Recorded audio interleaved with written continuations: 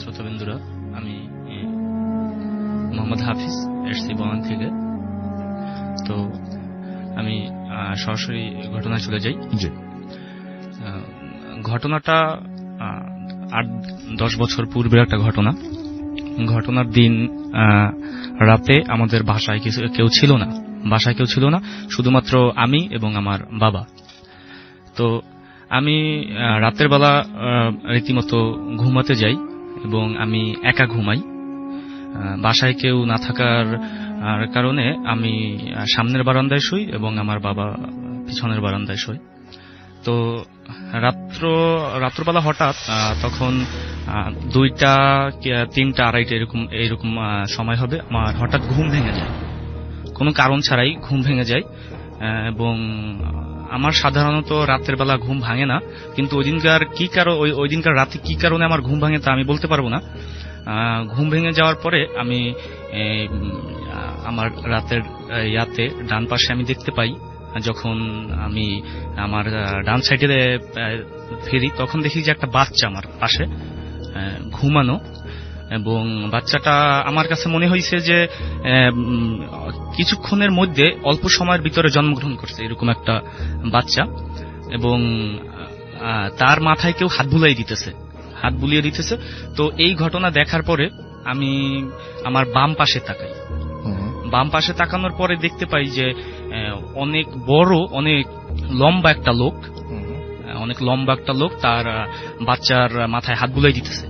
তো এখানে আমি বাচ্চাটার একটু বিবরণ দেই। বাচ্চাটা ছিল একটু শ্যামবর্ণের এবং তার মাথায় ছোট ছোট চুল ছিল, লাল চুল।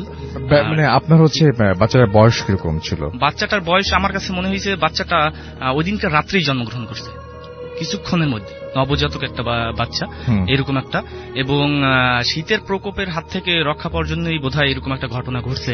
আচ্ছা। তো এখন যখন আমি আমার বাম পাশে তাকাই তখন দেখি যে প্রকাণ্ড একটা মানুষের মতো, লম্বায় হবে 60 থেকে 70 হাতের মতো। আমার কাছে মনে হয়েছে যে আমাদের বাসার উপরের যে অংশগুলো ওইটা ভেদ করে আকাশের অনেকটা অবধি তার উচ্চতা চলে গেছে। তো এই ঘটনাটা আমি দেখার পরে আমি আসলে ভয় পাই নাই, ওই দিনকার রাতে আমি ভয় পাই নাই, কিন্তু আমি তার থেকে বেশি অবাক হয়েছি এবং আমি রাগান্বিত হয়েছি অনেক। আমি রেগে গেছি যে আসলে আমি ঘুমানোর সময় তো আমার সাথে কাউকে নেই না, তো এবং আমি একা শুইছিলাম, আমার সাথে বাচ্চা আসলো কিভাবে, তাও আমার শরীরের একদম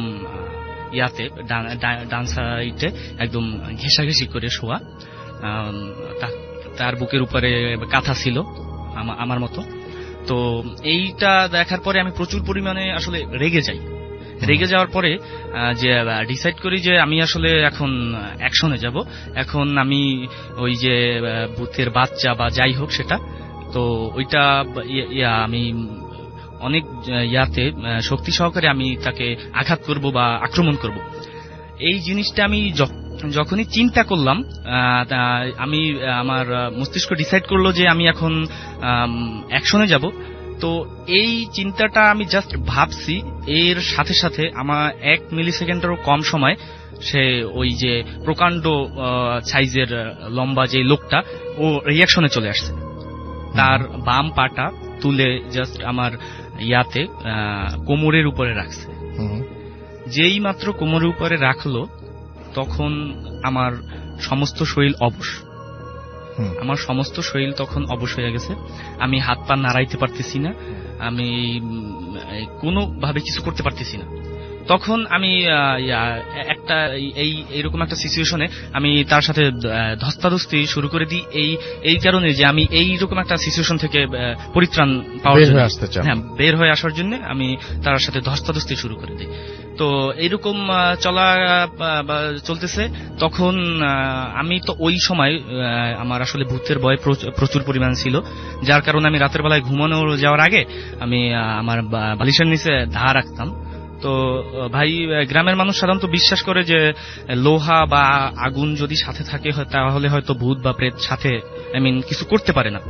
তো এই কারণে আমি ওই দাটা বড় একটা দা নিয়ে ঘুমাইতাম। তো তখন আমি চিন্তা করি যে আমি যদি কোনোভাবে দাটা স্পর্শ করতে পারি বা ধরতে পারি তাহলে হয়তো সে আমাকে ছেড়ে দিবে। তো এরকম যখন আমি চিন্তা করি তখন ওই প্রকাণ্ড বড় যে সাইজের যে ইয়াটা ছিল, লোকটা ছিল, সে কি করলো, সে বাম হাতটা দিয়ে আমার বাম হাতের কবজিটা ধরে ফেলে। এবং আমি যেহেতু সোজা হয়ে ঘুমিয়েছিলাম, সোজা হয়ে বুকের উপরে হাত রেখে ঘুমাইছিলাম, তখন আমার মনে হইলো যে আমার বুকের উপরে কেউ 50 থেকে 60 মন ওজনের কিছু একটা ভারী বস্তু একটা চাপাই দিচ্ছে আমার বুকের উপরে। তখন তো এর আগেই তো আমার সমস্ত শরীর অবশ ছিল। তো এই যখন সে আমার বুকের উপরে চাপ দিল, হাতটা ধরলো, যখন একটা প্রেসার ক্রিয়েট হইলো, তখন আমার সমস্ত শরীর অবশ হয়ে যাইতেছে এবং আস্তে আস্তে নিস্তেজ হয়ে যাইতেছে এবং আমি শ্বাস নিতে পারতেছিলাম না তখন। তো এই ঘটনার ভিতরে আমার কাছে মনে হয় নাই যে ওই ভূতটা বা লোকটা আমাকে কোনো প্রকার ক্ষতি করবে বা আঘাত করবে, এরকম মনে হয় নাই। এতক্ষণ যা করছে, আমার কোমরের উপরে পা তুলে দিছে বা আমার হাতটা শক্ত কইরা ধরছে, এই সবকিছুই ছিল আত্মরক্ষামূলক। আসলে ভাই ওই দিনকার রাত্রে আমি ছিলাম আক্রমণাত্মক, যে আপনি সেখান থেকে বেঁচে আসবেন। থ্যাংক ইউ সো মাচ আপনার ঘটনার জন্য, আপনাকে অনেক ধন্যবাদ। আমরা যেটা করব সেটা হচ্ছে আমরা পরবর্তীতে একটা ইমেইলে যাব এবং আমাদের ইমেইল অ্যাড্রেসটি আপনারা সবাই জানেন, যেখানে আপনারা চাইলে আপনারাও ইমেইল করতে পারেন bhutfm@radiofurti.fm, which is bhutfm@radio.fm। তো যেভাবে আমাদের ইমেইলটি পাঠিয়েছেন সেই ইমেইলটি আমি সেভাবেই পড়ছি। লিখেছেন রাসেল ভাই, আসসালামু আলাইকুম, কেমন আছেন? নিশ্চয়ই ভালো। আমি পুলিশে চাকরি করি, তাই ছুটি নিয়ে স্টুডিওতে আসা সম্ভব না, তাই আমার ঘটনাটা আপনি পড়ে শোনালে খুশি হব। আমার নাম গিয়াসউদ্দিন এবং বাড়ি তার মৌলভীবাজারের কুলাউড়া এবং তিনি ভাটেরা ইউনিয়নের একজন অধিবাসী। এরপরে তিনি তার ফোন নাম্বার দিয়েছেন এবং তারপরে তিনি কিভাবে ভূত এফএম শোনেন সেই বর্ণনা দিয়েছেন। সেগুলোতে আমরা না যাই, আমরা চলে যাই সরাসরি ঘটনায়। এটা 2016 সালের জুন জুলাই মাসের ঘটনা। আমার থানায় প্রত্নতাত্ত্বিক বিভাগ থেকে একটা পত্র আসলো। সেখানে আমার থানায় একটি প্রাচীন জমিদার বাড়ির কথা উল্লেখ করে ওই বাড়ির সম্পর্কে সকল তথ্য আমাকে মানে এই ব্যাপারে সাহায্য করার কথা বলা হয়।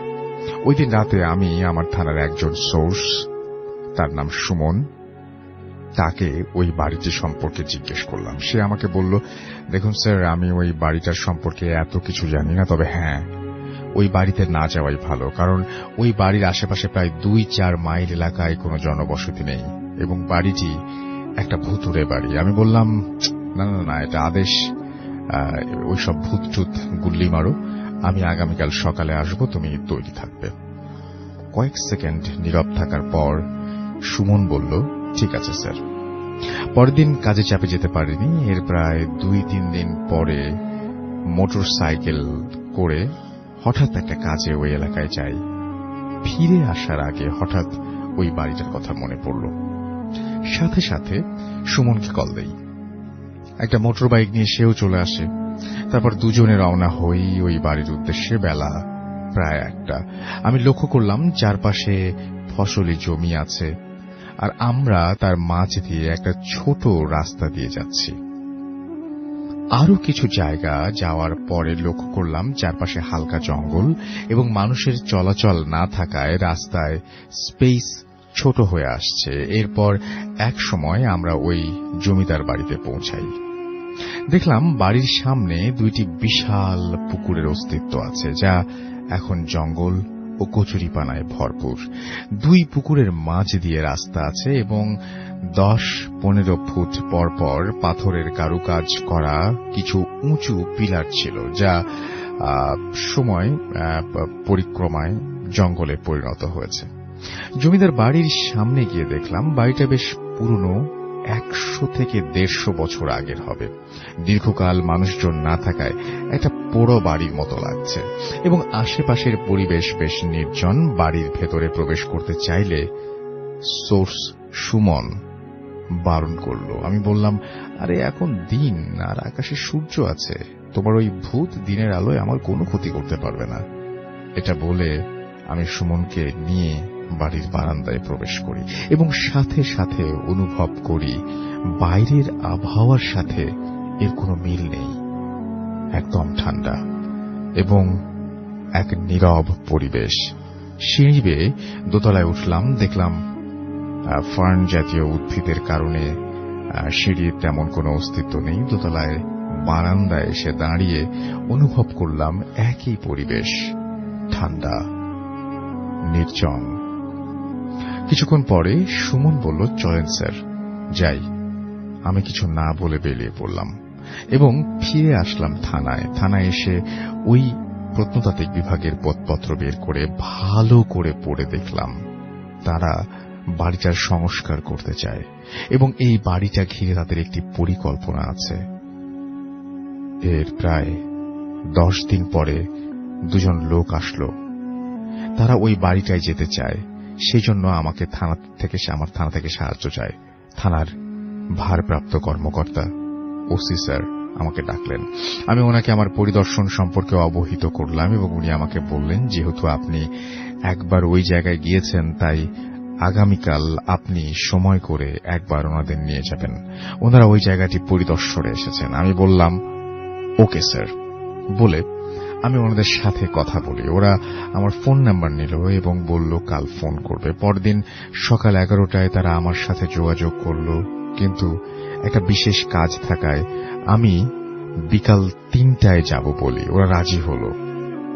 উল্লেখ্য, ওই দিন আবহাওয়া তেমন ভালো ছিল না। তারপর ঠিক সময়ে ওই বাড়ির উদ্দেশ্যে রওনা হই। সাথে থানার একজন কনস্টেবল নেই, ওর নাম তুষার। প্রায় 4টায় ওই জমিদার বাড়িতে গিয়ে পৌঁছাই। উল্লেখ্য, আমাদের 2টি মোটর বাইক করে আমরা ওই জায়গায় যাই।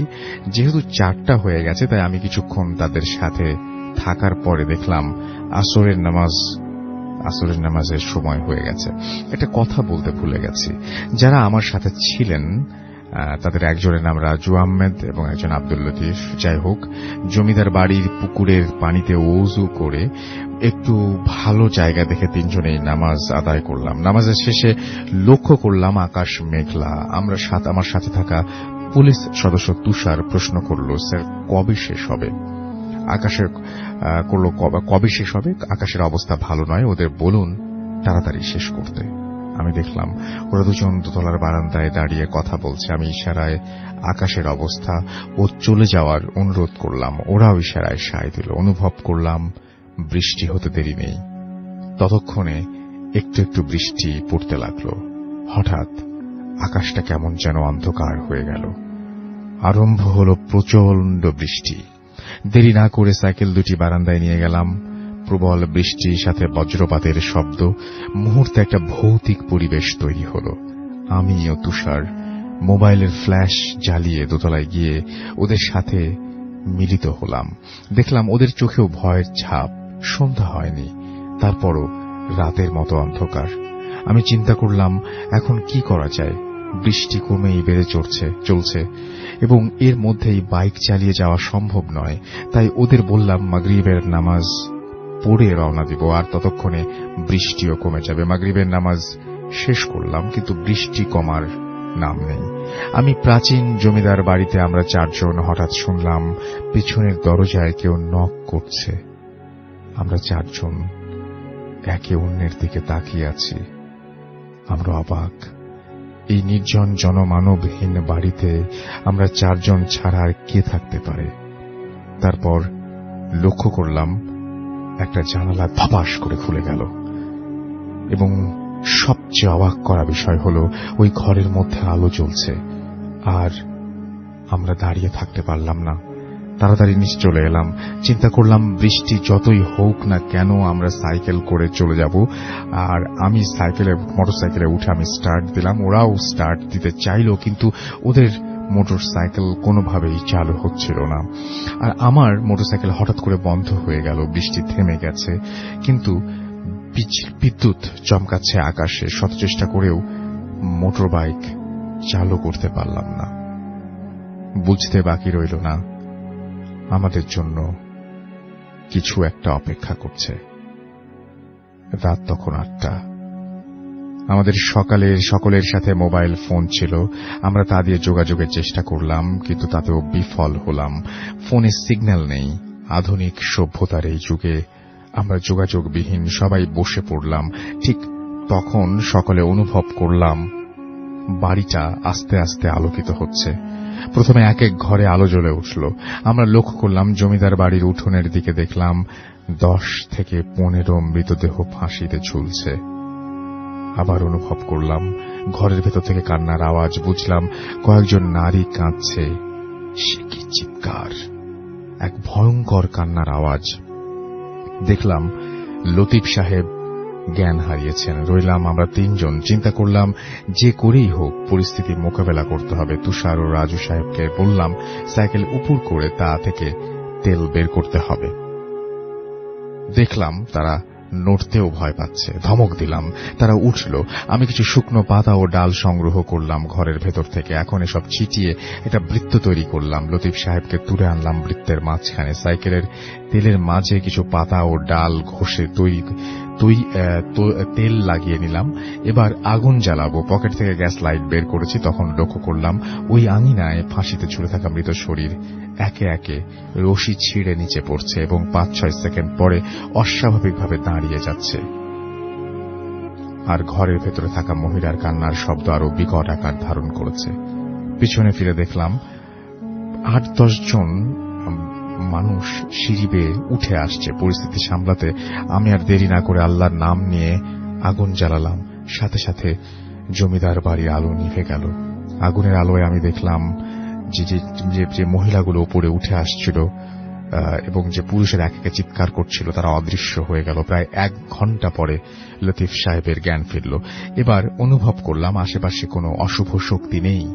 প্রথমে আমি ওই বৃত্ত থেকে বেরিয়ে সাইকেল চালু করার চেষ্টা করি। 2-3 বার করার পরে, চেষ্টার পরে সেটা চালু হয়। এবার তুষার উঠে দাঁড়ালো, কিন্তু কিছুক্ষণ চেষ্টা করার পরে তার মোটরবাইকও চালু হয়ে গেল। এবার আমরা দুজনে ওদের নিয়ে রওনা দিলাম এবং আল্লাহর রহমতে ওই দিন বিপদ থেকে রক্ষা পেলাম। পরে ওই বাড়ির ইতিহাস জানতে পারি। ওটা ছিল এক মুসলিম জমিদার বাড়ি, যারা ইংরেজের আনুগত্য স্বীকার করতে অস্বীকার করে এবং একসময় ইংরেজরা ওই জমিদার বাড়ি আক্রমণ করে। জমিদার ও তার বাড়ির পুরুষদের গাছে ফাঁসিতে ঝুলিয়ে হত্যা করে ও বাড়ির মহিলাদের নির্যাতনের পরে ঘরে তালাবদ্ধ করে পুড়িয়ে মারে। এবং এটাই ছিল ঘটনা। এই শুক্রবার আসতে চেয়েছিলাম, তবে ছুটি পাইনি। সময় করে যদি পারি কোনো এক শুক্রবার স্টুডিওতে আসবো। আপনাকে স্টুডিওতে আসার আমন্ত্রণ জানাচ্ছি এবং আশা করছি কখনো না কখনো আপনি ছুটি পাবেন এবং চলে আসবেন। এবং আপনি বলেছেন আপনার নাম বললে কোনো সমস্যা নেই, দ্যাটস ওয়াই আপনার নাম আমি আবারও বলছি, Giasuddin. Thank you so much. আপনার ঘটনা অনেক চমৎকার ছিল। আশা করছি এরকম ঘটনা আপনার কাছ থেকে আমরা আরো পাবো। আমরা চলে যাচ্ছি এখন আমাদের ঘটনা, এবং আপনার নামটা প্লিজ বলবেন, তারপরে আপনি বলবেন যে আপনি কোথা থেকে এসেছেন।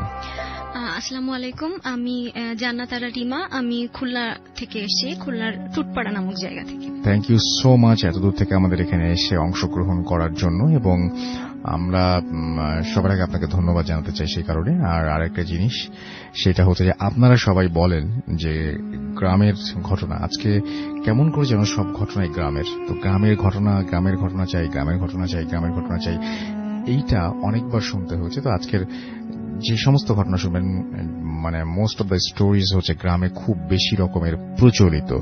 সো সেরকমই একটা ঘটনা আমরা শুনবো আমাদের জান্নাত আরা আপার কাছ থেকে। চলে যাই আমরা ঘটনায়। আচ্ছা, আমার ঘটনাটা হচ্ছে খুলনার ফুলতলা উপজেলার একটা গ্রামের ঘটনা। গ্রামের নাম আমি উল্লেখ করছি না। ঘটনাটা আমার ফুপির কাছ থেকে শোনা।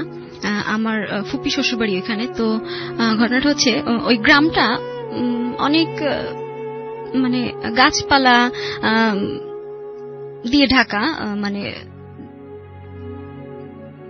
জি, আসলে মানে গ্রামে মানে প্রচুর একটু জঙ্গল টাইপের, বেশ দিনের বেলাও ঝিঝি পোকার ডাক শোনা যায়, বিভিন্ন পাখির আওয়াজ আসে, আর রাতে তো কথাই নেই, রাতে আরো বেশ ভয়ঙ্কর লাগে।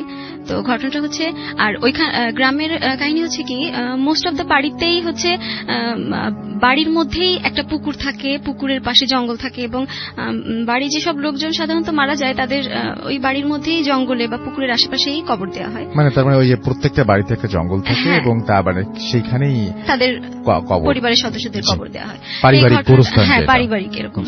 তো দেখতে গেলে যে রাস্তার দুই পাশ দিয়েই আপনি যেদিকেই যাবেন রাস্তার দুই পাশ দিয়েই হচ্ছে বাড়ি আছে, এবং প্রত্যেকটা বাড়িতেই এরকম কিছু দূর পরপরই জঙ্গলের মধ্যে অনেক কবর আছে। তা ঘটনাটা হচ্ছে যে একটা বেশ 10-12 বছর আগের একটা ঘটনা।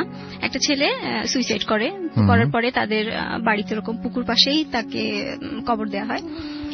তো কবর দেওয়ার পর থেকে তাদের বাড়িতে ছোটখাটো এরকম অনেক ঘটনা ঘটে, যে দেখা যায় প্রায় দিন দেখা যায় যে রাতে, যেহেতু সুইসাইড করেছিল একটা ছেলে, কিন্তু রাতের বেলা একটা মেয়ের কণ্ঠে এসে তাদের বাড়ির বিভিন্ন সদস্যদের নাম ধরে ডাকা হয়। এবং সাধারণত আমরা জানি যে গ্রামের টয়লেটগুলো একটু বাইরে আর দূরে হয়, তো একটু রাত হলে টয়লেটে সবাই তো একা একা যায় না, এরকম ডাকে, বিভিন্ন জনের নাম ধরে এসে ডাকে যে আমি একটু টয়লেটে যাব, আমার ভয় করছে, আমার সঙ্গে একটু আসো। তো যদি কখনো বের হওয়ার পরে আর কাউকে দেখা যায় না। এরকম টুকিটাকি ঘটনায় ওই বাড়ির সদস্যরা অভ্যস্ত হয়ে যায়। ওই বাড়িটার বর্ণনা আমি একটু দেই, যে রাস্তা থেকে ডান হাতে নেমেই ওই বাড়িটা, এবং নেমেই প্রথমে তাদের দুইটা ঘর, থাকার ঘর, তারপরে একটা রান্নাঘর, তারপরে আরেকটা থাকার ঘর, তারপরে একটা গোয়াল ঘর, এবং গোয়াল ঘরের পাশে হচ্ছে পুকুর, এবং পুকুরের মানে গোয়াল ঘরের পেছনে আর পুকুরের পাশে হচ্ছে ওই ছেলেটার কবর দেওয়া হয়। তো মেইনলি সাধারণত ওই প্রথমেই যে দুইটা থাকার ঘর ওখানেই সবাই থাকে, আর রান্নাঘরের পরে যে থাকার ঘরটা, ওই ঘরটায় কেউ মানে থাকতে পারে না। ওই ঘরে যদি কোনো লাইট দেওয়া হয়, লাইটটা খুব দ্রুত ফিউজ হয়ে যায়, আর কেউ থাকতে গেলে অনেক রকম সমস্যা হয়। তো যখন ওই বাড়িরই একটা ছোট ছেলে, ছোট মানে ওই বাড়ির সে সদস্যদের মধ্যে ছোট, কিন্তু বেশ বড়, সে তার এখনো বিয়ে শাদী হয়নি, এরকম ভাইদের মধ্যে ছোট, উনি একদিন ওই রাতটা ওই ঘরে ঘুমাতে যায়। রাতে ঘুমাতে যাওয়ার পরে উনি ঘুমায়, তো দেখা যায় যে বেশ মাঝরাতে, অনেক রাতে ঘুমের মধ্যে উনি বুঝতে পারছেন যে ওনাকে কেউ মারধর করছে। তো উনি ভাবেন যে হয়তো এটা আমি স্বপ্ন দেখছি, বা বোবা ধরছে, এই ধরনের কোনো কিছু একটা। তো এরকম কিছুক্ষণ হওয়ার পরে উনি যখন খাট থেকে পড়ে যান, তখন ওনার ঘুমটা ভেঙে যায়। ঘুম ভেঙে যাওয়ার পরে উনি রিয়েলাইজ করেন যে না, এটা তো বোবাও ধরেনি, বা আমি স্বপ্নও দেখছি না। তখন উনি মানে ফিল করতে থাকেন যে ওনাকে অনেক মারধর করা হচ্ছে। উনি অনেক কষ্ট করে দরজা খুলে, এবং উনি অনেক ভয় পেয়ে যে উনি দরজা খুলে উঠানে এসে একটা চিৎকার করে সেন্সলেস হয়ে যায়। তো ওনার চিৎকার শুনে ওনার আব্বা আম্মা অন্য ঘর থেকে বের হয়ে আসেন, এসে ওনাকে ঘরে নিয়ে যান। অনেক চেষ্টা করার পর ওনার যখন জ্ঞান ফিরে, উনি যখন তার আব্বা আম্মাকে ঘটনাটা বলেন, ওনার আব্বা আম্মা প্রথমে বিশ্বাস করেন না। ওনারা ভাবছেন যে হয়তো স্বপ্ন দেখছে বা বোবা ভূতে ধরছে, এই ধরনের কোনো কিছু একটা। তারপরে এইভাবে চলতে থাকে, টুকটাক ঘটনা তো ঘটছে। পরে বেশ কয়েকদিন পরের একটা ঘটনা, যে ওনাদের বাড়িতে অনেক গেস্ট আসে, মানে ওনার বোনের হাজবেন্ডরা কোনো একটা অনুষ্ঠানের জন্য আসার পরে ওই দিন ওরকম থাকার প্রবলেম হয়। তো ওই দিন আর ওনার ছেলেকে না দিয়ে ওই ছেলের বাবা মা ওই ঘরটায় ঘুমাতে যাওয়ার পরে ওনারা ঘুমায় আসছেন অনেক রাত্রে। ওনারা মানে এরকম মনে হচ্ছে যে বাইরে প্রচন্ড ঝড় হচ্ছে, ঝড় বাতাস বৃষ্টি। এবং আমি একটা কথা মিস করে গেছি, যে ওই গ্রামের অধিকাংশ ঘর হচ্ছে মাটির দেয়াল, এবং চালটা হচ্ছে ইটের টালির চাল। তো মাটির দেয়ালের ঘরগুলাই হয় কি, যে যখন ঝড় বৃষ্টি দুইটাই একসঙ্গে হয়, অনেকক্ষণ ধরে ঝড় বৃষ্টি হলে বৃষ্টিতে দেয়ালগুলা ভিজে নরম হয়ে যায়, আর বাতাসে তখন ভেঙে পড়ার অনেক সম্ভাবনা থাকে। তো এমন একটা পর্যায়ে ওনারা ঘরের মধ্যে বসে ওই হাজবেন্ড ওয়াইফ মানে এরকম একটা ওনারা বুঝতে পারছেন যে এখনই হয়তো ঘরটা ওনাদের উপর ভেঙে পড়বে। তো ওনারা স্বভাবতই একটু ভয় পেয়ে যান, এবং ভয় পেয়ে ওনারা ঘর দরজা খুলে বাইরে বের হয়ে আসেন। যখন বাইরে বের হয়ে আসেন ওনারা অবাক হয়ে যান যে বাইরের আবহাওয়ার সাথে ওনারা ঘরে যেটা ফিল করছেন টোটালি ডিফারেন্ট, যে বাইরে কোনো কিছুই নেই, স্বাভাবিক পরিবেশ, না মেঘ না ঝড় বাতাস কোনো কিছুই না, কিন্তু ওনারা ঘরের মধ্যে থেকে এরকমই ফিল করছিলেন যে বাইরে একদম ঝড় বৃষ্টি হয়ে সব দুমড়ে মুচড়ে গেছে একেবারে, এরকম একটা অবস্থা। তো তারপরে ওনারা আবার ঘরে যেয়ে দরজা বন্ধ না করে এবার দুজনে শুয়ে শুয়ে এখন চিন্তা করতে থাকে যে ওনাদের ছেলে তাহলে যে এই ঘটনাটা বলছিল ওইটা হয়তো বা মিথ্যা বা অন্য কোনো কিছু না, হয়তো সে এরকমই কোনো কিছু ফিল করছে, তার সঙ্গে এরকমই কোনো একটা ঘটনা ঘটছে। Thank you so much. আপনার ঘটনার জন্য আপনাকে অনেক ধন্যবাদ। আমরা চলে যাব আমাদের পরবর্তী ঘটনা, আর একটা ইমেইলে চলে যাচ্ছে, এবং আমাদের এই ইমেইলটি আমাদের একজন লিসেনার পাঠিয়েছেন। রাসেল ভাই, আশা করি ভালো আছেন। অনেক বিজি থাকার কারণে ভূত এফএম শোনা হয় না, তারপরও সময় বের করে ভূত এফএম শুনি। আমি একবার আপনার শোতে এসেছিলাম, এবং এটা নর্থ যাত্রাবাড়ি থেকে তিনি পাঠিয়েছেন, নামটা লেখেননি। আচ্ছা, it was nice memory in my life. Rasel ভাই, আমার বাসা অনেক দূরে হওয়ায় শোতে এসে ঘটনা বলতে পারছি না। যদি ঘটনাটা আপনাদের কাছে ভালো লাগে তবে পড়ে শোনাবেন। ঘটনাটি আমার নিজের সাথে ঘটে যাওয়া খুব রিসেন্ট এবং খুব পরিচিত এক মামার সাথে ঘটে যাওয়া ঘটনা। আমি যে বাসায় থাকি এই বাড়িটি আমার সাথে ঘটে যাওয়া ঘটনা, এবং বাড়িওয়ালার কড়া নির্দেশ থাকা সত্ত্বেও আমি সেটা শেয়ার করছি। এবং রাসেল ভাই, আমার বাসাটা হচ্ছে নর্থ যাত্রাবাড়ি। এই বাড়িতে আমরা প্রায় 16 বছর আছি, এবং বাড়িটা বেশ পুরনো এবং অনেক বড় জায়গা নিয়ে বাড়িটি করা, এবং বাড়ির সামনেও বেশ বড় জায়গা আছে। আমরা এই বাড়িতে যখন উঠি তখন থেকেই রাতের বেলা অনেক অদ্ভুত শব্দ শোনা যেত। আমি ইগনোর করতাম এই ভেবে যে শব্দ হতেই পারে, কিন্তু তা পরের দিন কেন শব্দটা হতো ওপরের ফ্ল্যাটে। শব্দগুলো প্রতিদিন কেন, এবং শব্দটা ওপরের ফ্ল্যাটে হতো। শব্দগুলো এরকম যে কেউ যেন কিছু গুছাচ্ছে, ফ্লোরে বাড়ি দিচ্ছে, আবার মনে হতো কেউ যেন ঝাড়ু দিচ্ছে, মনে হতো কেউ যেন হেঁটে বেড়াচ্ছে। আমি একদিন বিরক্ত হয়ে খোঁজ নিলাম ওপরের ফ্ল্যাটে, কিন্তু অবাক হলাম এই শুনে যে এই ফ্ল্যাটে যারা থাকে তারা ঠিক সেম শব্দ পায়। উনি বললেন এইরকম শব্দ উনি প্রতিদিন, যা কিনা সেটা তাদের সাথে হয়ে থাকে, একই ঘটনা হয়ে থাকে তাদের সাথে। 4 তলার ওপরে আর কোনো ফ্ল্যাট নেই। 4 তলায় কেয়ারটেকারের পাশের ফ্ল্যাটে যারা থাকেন তারা সবচেয়ে বেশি ভুক্তভোগী।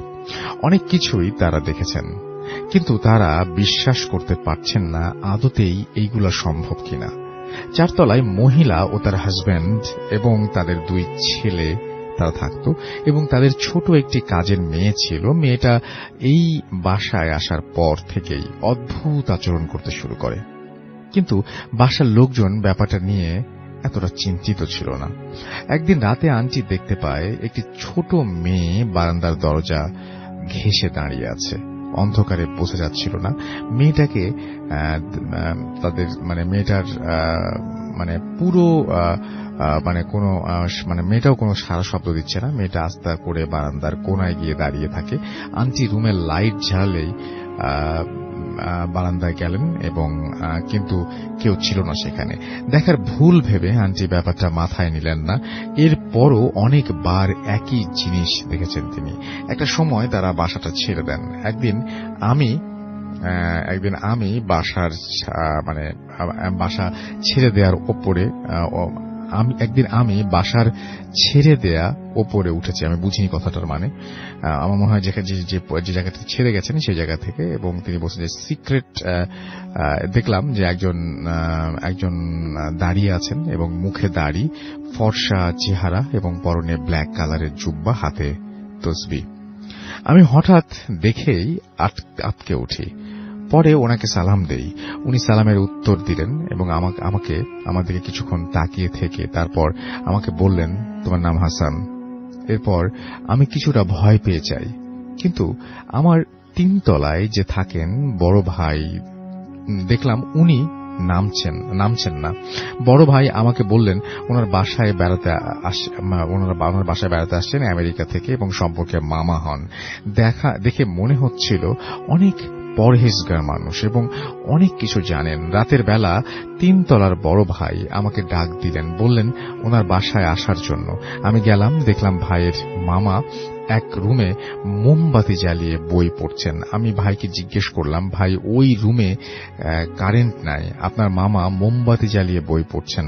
ভাইয়া বললেন মামা কাজ করছেন মোমবাতি জ্বালিয়ে। বললাম কেমন কাজ ভাইয়া? মোমবাতি জ্বালিয়ে করছেন। কিছুক্ষণ পর মামা আসলেন। আমি আর ভাইয়া ড্রয়িং রুমে বসেছিলাম এবং মামা আমাকে দেখে আগে সালাম দিলেন, তারপর ভাইকে বললেন যে এই বাড়িতে খারাপ কিছু নেই, তবে যা আছে তা কারো ক্ষতি করবে না। মামা যা বললেন আমি তাতে ভয় পেয়ে যাই। প্রায় প্রত্যেক বাড়িতেই নাকি থাকে। মামা আরো বললেন যে যারা আত্মহত্যা করে তাদের আত্মা মানে এরকম ভাবে ঘোরাফেরা করে আর কি। এরা পৃথিবীতেই ঘোরাফেরা করে এবং বাড়ির ছাদ এগুলাতে তারা বেশিরভাগ সময় আর কি আশ্রয় নেয়। আবার এই আত্মাগুলো নাকি মানুষকে খারাপ কাজে ব্যবহার করে, যাকে মানুষ খারাপ কাজে এই আত্মাগুলোকে ব্যবহার করে, যাকে ব্ল্যাক ম্যাজিক বলে। এরপর মামা তার একটা অভিজ্ঞতার কথা বললেন যেটা ঘটেছিল আমেরিকায়। আমি বিশ্বাস করতে পারিনি যে এরকমও হয়ে থাকতে পারে তার সাথে কারো সাথে। মামা যে শহরে থাকতেন আবাসিক এলাকা ছিল এবং মামা যে বাড়িতে থাকতেন পাশের বাড়িতে হাজব্যান্ড ওয়াইফ থাকতেন। এই দুইজনের কথা খুব কম, এরা এই দুইজন কথা খুব কম বলতো। মামা বুঝতে পারছিলেন যে প্রবলেম আছে এই দুইজনের এবং তারা কেন কথা বলতে চান না কোনো ব্যাপারে, বা তারা কথা এত কম বলেন কেন। তাদের কথা বলার আগ্রহ না দেয় দেখে মামা আগ বাড়িয়ে তাদের সাথে কথা বলতেন। তবে মামা খেয়াল করতেন তাদের কাজকর্ম এই সমস্ত কিছু, এবং ওই বাসায় আরো কেউ আসতো না কখনো। তাদের বাড়ির সামনে লেটার বক্সে লেটার এসে পড়ে থাকতো, কেউ নিত না। একদিন গভীর রাতে মামার ঘুম ভেঙে যায়। মামা ড্রয়িং রুমে আসেন এবং জানালা দিয়ে স্পষ্ট দেখতে পান পাশের বাড়ির সামনে থেকে সেই জিনিসগুলো, যেমন চেয়ার টেবিল বাতাসে ভাসছে, বাড়ির ভেতরে সব জিনিসপত্র এগুলো ভাসছে। এবং সবচাইতে অবাক করা ব্যাপার হলো যে লেটার বক্সে যে লেটার চিঠিগুলো ছিল সেগুলো বাড়ির দরজার সামনে ভাসছিল বা ভেসে ভেসে যাচ্ছিল, আর প্রচন্ড জোরে বাতাস বইতে শুরু করছিল ওই সময়। মামা বিশ্বাস করতে পারছিলেন না এবং মামা আস্তে করে রুমে চলে গেলেন। এবং পরদিন সকালে মামা খবরে দেখলেন যে কোথাও ঝড়ের কোনো নিউজ নেই।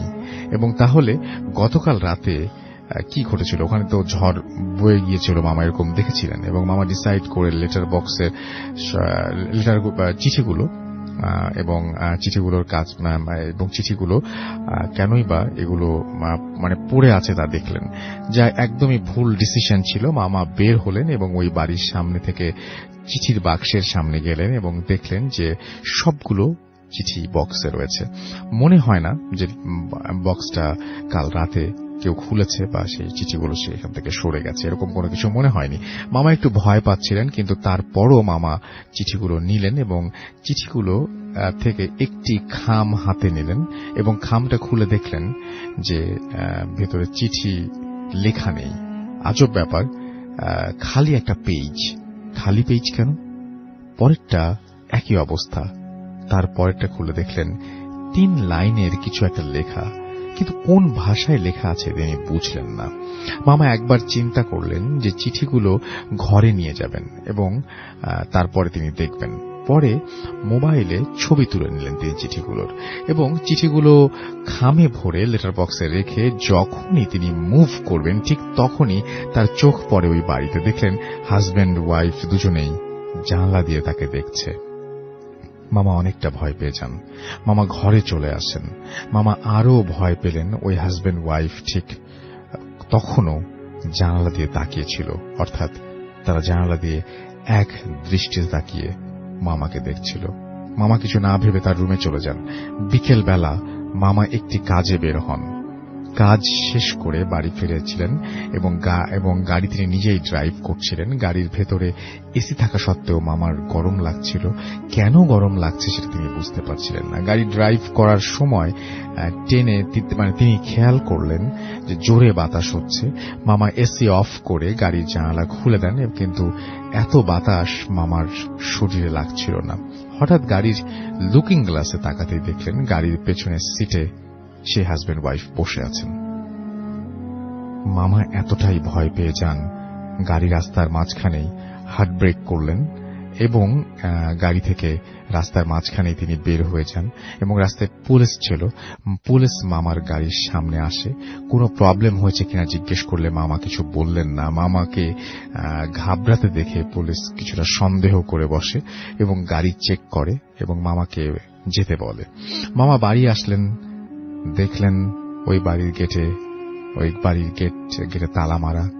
কিছু না ভেবে মামা গাড়ি গ্যারাজে নিয়ে গেলেন এবং গ্যারাজে নিয়ে যাওয়ার পরে ঘরে ঢুকে ফ্রেশ হয়ে রাতের খাবার শেষ করে রুমের এসি অন করে ঘুমাতে যান।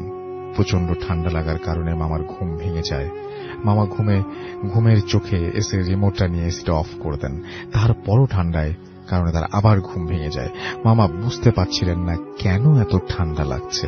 মামা খাটে শুয়ে শোয়া অবস্থাতে দেখতে পান যে তার পায়ের সামনে দুজন দাঁড়িয়ে আছেন। মামা দেখলেন যে তার পায়ের সামনে থাকা টেবিল ল্যাম্পটা তিনি জ্বালালেন এবং ল্যাম্প জ্বালানোর পর মামা কিছুই দেখতে পেলেন না। রুমের লাইট জ্বালালেন এবং দেখলেন তার টেবিলের ওপর সেই একটা চিঠি পড়ে আছে। এবার মামা অনেক ভয় পেয়ে যান। এরপর শুরু হয় তার বাড়ির ভেতরে ঝোড়ো বাতাস। এত জোরে বাতাস হচ্ছিল যেন ঘরের সব জিনিসপত্র মাটিতে পড়ে যাবে।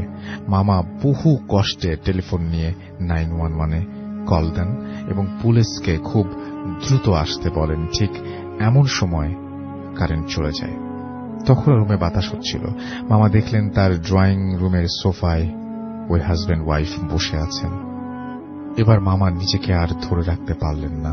মামা জ্ঞান হারিয়ে ফেলেন। পুলিশ এসে দরজা ভেঙে মামাকে অজ্ঞান অবস্থায় হসপিটালে নিয়ে যায়। জ্ঞান ফেরার পর মামা প্রথমেই অভিযোগ করেন পুলিশ আসতে এত দেরি করল কেন। কিন্তু অবাক করা বিষয় হচ্ছে মামা পুলিশকে কল দেওয়ার 2 মিনিটের মাথায় পুলিশ চলে এসেছিল। মামার বাসার গেট অনেকক্ষণ নক করে। প্রায় 10 মিনিট অতিক্রম করার পর পুলিশ বাধ্য হয়ে গেট ভেঙে ভেতরে ঢোকে এবং মামাকে ফ্লোরে পড়ে থাকতে দেখে। মামা পুলিশকে সব ঘটনা খুলে বলেন এবং পুলিশ খোঁজ নিয়ে দেখেন যে মামার পাশের বাড়িতে 10 থেকে 15 বছর ধরে তালা মারা অবস্থায় পড়েছে এবং লেটার বক্সে কোনো চিঠি নেই। এরকম নিউজ পুলিশ অনেকবার পেয়েছিল, তবে এবার পুলিশ মামাকে ওই বাড়িটি ছাড়তে বলেন। মামা পুলিশের সহায়তায় বাড়ি থেকে মালপত্র পিকআপ ভ্যানে ওঠান এবং যাওয়ার সময় মামা গাড়ির জানালা দিয়ে ওই বাড়িটার দিকে তাকান এবং দেখেন সেই হাজব্যান্ড ওয়াইফ বাড়ির জানালার সামনে দাঁড়িয়ে তার দিকে তাকিয়ে আছে। মামার কাছ থেকে এই ঘটনা শুনে আমি বিশ্বাস করতে পারছিলাম না। মামা আরো বলেন যে মোবাইলে দেয়া ছবি, যে সমস্ত চিঠির ছবি তিনি তুলেছিলেন, ওই মোবাইলটি ওই দিনের পর তিনি আর খুঁজে পাননি। এর কয়েকদিন পর মামা আমেরিকা চলে যান। মামা বলে গেছেন যে নেক্সট টাইম বাংলাদেশে আসলে ভূত এফএম শোতে তিনি আসবেন। আর আমরা যে বাড়ি থাকি ওই বাড়ির অদ্ভুত শব্দ এখন শুনেই যাচ্ছি, আজও শুনছি। আমরা পাশের ফ্ল্যাটের একটা ছোট ভাইকে ভাই একদিন আমাকে বলল যে ভাই, কাল রাতে আমি সম্ভবত শব্দ পেয়েছি, কে যেন নুপুর পরে বাড়ির নিচে হাঁটাহাঁটি করছিল। আমি বিশ্বাস করিনি। আসলে আমি একদিন রাতে বারান্দায় যাই সিগারেট খাবার জন্য। আমার একদম স্পষ্ট আমি শুনেছি এবং একজন কেউ নুপুর পরে হাঁটাহাঁটি করছে, এরকম অদ্ভুত অদ্ভুত শব্দ বাসায় অহরহই শোনা যায়। তো এটাই ছিল ঘটনা এবং এই ঘটনাটি তিনি পাঠিয়েছেন। Thank you very much for your story. আমরা একটা ব্রেকে যাব। ব্রেকের পরে তারপরে আমরা ফিরে আসবো আমাদের নেক্সট স্টোরিজ নিয়ে এবং ফেসবুকে আপনারা কি লিখেছেন সেটাও দেখব। তখন সেই পর্যন্ত আমাদের সঙ্গেই থাকুন। স্টে টিউনড টু রেডিও ফুর্তি অ্যান্ড ডোন্ট স্টপ দ্য ফুর্তি। আমি একটু আগে যে ঘটনাটা বলছিলাম, আমার কাছে এই একটু আগের ঘটনার সবচেয়ে অদ্ভুত পার্টটা হচ্ছে হাজবেন্ড ওয়াইফ। যে হাজবেন্ড ওয়াইফকে, ওয়াইফের আসলে কোনো অস্তিত্বই নেই, সেই হাজবেন্ড ওয়াইফকেই আবিষ্কার করে একজন তার বাসায় সামনের যে অ্যাপার্টমেন্ট সেখানে, এবং সেই হাজবেন্ড ওয়াইফ তাদের যখন কাজকর্ম বা তাদের লেটার বক্স থেকে যখন চিঠিগুলো সম্পর্কে জানতে চায়, তখন সেই হাজবেন্ড ওয়াইফের সেই লুকটা আপনি একটু চিন্তা করুন। তারপরে যখন ঘরের মধ্যে তাদের অবস্থান বুঝতে পারে যে খাটের সামনে তারা দাঁড়িয়ে আছে পায়ের কাছে, তখন তারা কিভাবে তাকিয়েছিল চিন্তা করুন। এবং যখন সোফায় বসছিল তখন তারা কিভাবে তাকিয়েছিল আপনি চিন্তা করুন।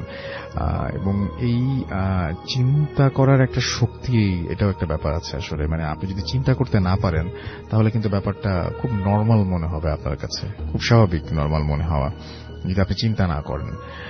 আর আপনি যদি জিনিসটা অনুভব করতে পারেন তাহলে আপনার কাছে অন্যরকম লাগার কথা। থাকে না যে কিছু কিছু জিনিস মানুষকে স্পর্শই করে না। একজন মানুষের কষ্ট কাউকে স্পর্শ করে, কাউকে স্পর্শই করে না। এইটা আসলে আপনার উপলব্ধির ব্যাপার, আপনি কতটুকু উপলব্ধি করতে পারছেন। আর আমরা তো চেষ্টা করেই যাচ্ছি। আমরা চলে যাব আমাদের পরবর্তী ঘটনায়, এবং আমাদের সঙ্গে নতুন একজন অতিথি এসে হাজির হয়েছেন। আপনার নামটা প্লিজ একটু বলবেন, তারপর আপনার ঘটনায় যাব। জি, আমি রনি, ধানমন্ডি থেকে এসেছি। ওকে রনি, আপনার ঘটনায় চলে যাই। আমি যে ঘটনাটা বলতে চাচ্ছি এটা আমার ফ্যামিলি বেস ঘটনা। আমার জন্মের আগ থেকে আমার ফ্যামিলির সাথে কিছু ঘটনা ঘটে গেছিল, আমি যেগুলো শুনছি বড় হওয়ার পর। আচ্ছা। আজকে যে ঘটনাগুলো আমি বলতে চাচ্ছি সেগুলো আমি নিজের চোখে দেখেছি। জি। যদি পরবর্তীতে সময় হয় আমি আগের ঘটনাগুলো আবার বলবো, যে নিজের চোখে দেখছি সেগুলো বলতেছি। জি। সো আমরা দেশের বাড়ি দিনাজপুর, আমরা জয়েন্ট ফ্যামিলিতে থাকি, একসঙ্গে আমার আব্বুরা চাচারা একসঙ্গে সবাই মিলে থাকে। আমার যে ঘটনাটা শুরু হয় সেটা 2011 সালে। আমার ছোট চাচু জব করতো রংপুরে। তো রংপুরে জব করতো। হঠাৎ একদিন ঘটনা শুরু হলো এখান থেকে। হঠাৎ একদিন ফোন আসলো যে চাচু অ্যাক্সিডেন্ট করছে। আচ্ছা। তো ওনাকে রংপুর মেডিকেলে অ্যাডমিট করা হয়েছে। আমরা খবর পেয়ে গেলাম। বার্ন ইউনিটে ছিল। তো চাচুর একটা শরীরের একটা পার্ট পুরাটা জ্বলে গেছিল, যেটা বয়লার বাস্ট হয়েছিল। আচ্ছা আচ্ছা আচ্ছা আচ্ছা। তো চাচু 2-3 দিন ছিল, তারপর থেকে কথা বলা শুরু করে। হঠাৎ করে কথা বলতে কষ্ট হয়েছিল, বাট যেটা বলতেছিল সেটা হচ্ছে যে আমার খুব কষ্ট হচ্ছে, আর যে স্বপ্নটা আমি দেখছিলাম সে স্বপ্নটা সত্যি হয়ে গেল। যে স্বপ্নের কথাটা বলতেছিলাম এই স্বপ্নটা আমি পরে বলতেছি। তো বারবার এই একই কথা বলতেছিল যে স্বপ্নটা সত্যি হয়ে যাচ্ছে। এভাবে 2-3 দিন অনেক কষ্টে থাকার পর চাচা 3 দিনের মাথায় মৃত্যুবরণ করেন। তো উনাকে রংপুর মেডিকেল থেকে আমরা বাসায় নিয়ে আসি, দিনাজপুরে নিয়ে আসি। তো যেদিন কবর দেই সেদিন প্রচন্ড বৃষ্টি হচ্ছিল। বৃষ্টির মধ্যে আমরা কবর দাফন কাফন সব কমপ্লিট করার পর সন্ধ্যা হয়ে গেল। তো রাসেল ভাই, গ্রামাঞ্চলে একটা নিয়ম আছে, আপনাকে বলে রাখি, যে যে জায়গায় লাশকে ধৌত করার পর ধোয়ার পর রাখা হয় সেই জায়গায় সন্ধ্যাবেলা কিছু জ্বালানো হয়, যেমন মোমবাতি বা বিভিন্ন ধরনের অন্য কিছু। তো সেরকমই কবর দেওয়ার পর সন্ধ্যাবেলা আমি ওই আঙ্গিনার মধ্যে যেখানে চাচাকে গোসল করার পর রাখা হয়েছিল মোমবাতি জ্বালাতে যাব। এই সময় হঠাৎ করে আমার মনে হলো যে নিচ থেকে মাটিটা উপরে উঠে আসতেছে, লাইক ভূমিকম্প হলে যেরকম হয়। তো আমি ভয় পাইলাম, ভাবলাম যে আমি আমার একার সাথে এটা হচ্ছে নাকি সবার ফিল করতেছে। দেখলাম যে বাড়ির ভিতর থেকে, রুমের ভিতর থেকে সবাই বের হয়ে আসতেছে, বলতেছে যে বের হও ভূমিকম্প। তো সবাই সচরাচর ভূমিকম্প 2-1 সেকেন্ড থাকার পর সবাই স্বাভাবিক হলো। পরের দিনের ঘটনা, আমি বন্ধুদের সঙ্গে কথায় একটা কথা উঠলো যে তো চাচু তো মারা গেছিল, হ্যাঁ। আমি কোথায় বললাম যে হ্যাঁ, তারপর আবার ভূমিকম্প হয়েছিল। তো ওরা বললো কই না তো, কালকে তো ভূমিকম্প হয়নি। তো এই ব্যাপারটা নিয়ে আমি একটু চিন্তায় পড়লাম। বাসায় এসে বললাম যে এরকম। বাসায় ব্যাপারটা আমার কথা শোনার পর সবাই ইগনোর করলো, যে বাদ দে, ব্যাপার না, এগুলা বলতে হয় না, তুই অন্য জায়গায় মনোযোগ দে। সবাই আমাকে কোনো কিছু বলতেছিল না। তারপর একটা স্বপ্নের কথা চাচাকে জানি বললো। আমি বললাম যে চাচু কোন স্বপ্নের কথা বলতেছে, আমাকে এটাও বলে না, সো ইগনোর করতে বলে। এভাবে 2011 সালের চাচার মৃত্যুর পর সবকিছু স্বাভাবিক। 2012 সালের ঘটনা, আমার দাদি অসুস্থ হলো, দাদিকে মেডিকেলে ভর্তি করানো হলো। দাদি সেই চাচার মতো একই অবস্থা। হসপিটালে ভর্তি হওয়ার পর বলে যে স্বপ্নটা সত্যি হয়ে যাচ্ছে, স্বপ্নটা খুবই ভয়ঙ্কর, খুব ভয় লাগে আমার, স্বপ্নটা সত্যি হয়ে যাচ্ছে, তোদের সাথে যেন এমন না হয়। স্বপ্নটা তখনও আমি জানি না ব্যাপারটা কি। তো এইভাবে দাদি 2-3 দিন থাকলো হসপিটালে, ডক্টররা ধরতে পারে না কি সমস্যা কি অসুখ, সবকিছু এক্সরে ইসিজি করে সবই ওকে, বাট ডে বাই ডে দাদির খুব অবস্থা খারাপ হয়। 3 দিনের পর এইভাবে দাদিও মারা যায়। তো মারা যাওয়ার আগেও দাদি একই কথা বলতেছিল যে স্বপ্নটা সত্যি হচ্ছে, তোরা সাবধানে থাকিস। সো মারা যখন গেল কাকতালীয় ভাবে ঘটনাটা বা জানি না কিভাবে কি, ওই চাচা মারা যাওয়ার দিনের মতোই অবস্থা, বৃষ্টি হচ্ছে সারাদিন, সন্ধ্যার পর থেকে বৃষ্টি। আর ভাগ্যক্রমে আমি আবার মোমবাতি জ্বালাতে গেছি যে জায়গায় গোসলের পর দাদিকে রাখা হয়েছিল, এবং কি মোমবাতি জ্বালানোর পর হঠাৎ ওই একই রকম অনুভূতি, মনে হচ্ছে যে মাটিটা উপরে আসতেছে, ভূমিকম্প হচ্ছে। ঘটনাটা আমার কাছে মনে হচ্ছে এই ঘটনাটা এর আগেও ঘটছে। আমি ভয়ও পাচ্ছি, আবার কি হচ্ছে না হচ্ছে সবকিছু মনে হচ্ছে এর আগেবার এই ঘটনাটা সেম ঘটছে, মানে কিছুই বুঝতেছিলাম না। আবার হঠাৎ করে আবার শুনলাম যে ভূমিকম্প ঠিক আগের বারের মতো, কি হচ্ছে না হচ্ছে আমি কিছুই বুঝতে পারলাম না। পরের দিনের ঘটনা আবার আমি কথায় কথায় শুনলাম যে না, গতকালকে তো কোনো ভূমিকম্প হয় নাই। ঘটনাটা আমি আবারও ভয় পাইলাম। আমি এবার আমার ফ্যামিলিকে ব্যাপারটা জানতে চাইলাম যে ব্যাপারটা কি, কেন হচ্ছে, কেন, হোয়াই, রিজন। সো তখন আমি যেটা জানতে পারলাম ঘটনাটা হচ্ছে এরকম যে 15 বছর আগে আমার দাদু যখন মারা যায়, দাদুটা ছিল যমজ 2 ভাই। তো দাদু যমজ ভাই একই সাথে মারা যায়। এবং ওদের কথা এটা ছিল যে আমরা যদি মারা যাই, মানে আমরা যখন মারা যাব আমাদের কবরটা যেন এই জায়গায় দেওয়া হয়, মানে সেটা বলছিল যে বাড়ির পাশেই। তো তাদের কথা অনুযায়ী বাড়ির পাশে কবর দেওয়া হয় যমজ 2 দাদুকে। তারপর থেকে 15 বছর অনেক দিন পার হয়ে যাওয়ার পর বাড়ির কিছু পরিবেশ বদলে গেছে। যে জায়গায় কবর ছিল ওই জায়গায় রুম উঠে গেছে, কেউ খেয়াল করে নাই। তার উপর দিয়ে বাথরুমের কি বলে এটা, হাউস যাওয়ার রাস্তা পড়ে গেছে। আর স্বপ্নে যেটা বলতেছিল যে স্বপ্নে দেখতেছে খুব মর্মান্তিক স্বপ্নটা এরকম যে 2 দাদু, যমজ দাদু আসে চাচা মারা যাওয়ার আগে চাচাকে বলছিল যে আমি তোদের বাপ, আমি তোমার চাচা, আমি মারা গেছি, আমার এই জায়গায় কবর ছিল, কিন্তু তোরা আমার ভালোভাবে যত্ন নাও নাই, ভালোভাবে টেক কেয়ার করো নাই, এবং তোদের মৃত্যুটা হবে খুব কষ্টের মৃত্যু, মর্মান্তিক মৃত্যু। দাদি মারা যাওয়ার আগে দাদি ঠিক এই স্বপ্নের কথাটাই বলতেছিল, যেটা আমি পরে বুঝতে পারছি। তো এই স্বপ্নের কথা বলার পর দাদিও মারা যাওয়ার পর ব্যাপারটা আমরা এলাকার হুজুরের সঙ্গে ডিসকাস করি, এই ঘটনাগুলো সব খুলে বলি। তো হুজুর সলিউশন দেয় যে জায়গায় কবরটা ছিল এই জায়গাটা আপনারা একটা ঘেরার মধ্যে রাখে দেন, এখানে যেন বিভিন্ন ধরনের ময়লা আবর্জনা না আসে। সো তাদের কথা অনুযায়ী আমরা এভাবেই ঠিকঠাক করে রাখছি। এবং পরবর্তীতে আমার আরেকটা চাচা মারা গেছে, সে মারা যাওয়ার আগে কোনো স্বপ্ন দেখে নেই, স্বাভাবিক মৃত্যু। সো এই ছিল ঘটনা। ওকে, থ্যাংক ইউ ভেরি মাচ আপনার ঘটনার জন্য। আমরা পরবর্তী ঘটনায় যাব আমাদের আপুর কাছে। এবং আপনি এসছেন খুলনা থেকে, থ্যাংক ইউ ভেরি মাচ, অনেক কষ্ট করে এসছেন। আপনার ঘটনায় চলে যাই আমরা। জি, আচ্ছা, এই ঘটনাটা হচ্ছে আমার আম্মু নিজে এটা এক্সপিরিয়েন্স করছে। এটা হচ্ছে আম্মুর দাদাবাড়ি নানাবাড়ি দুইটাই হচ্ছে ফরিদপুর জেলায়। তো দাদাবাড়িটা হচ্ছে ফরিদপুর জেলার আলমপুর গ্রামে।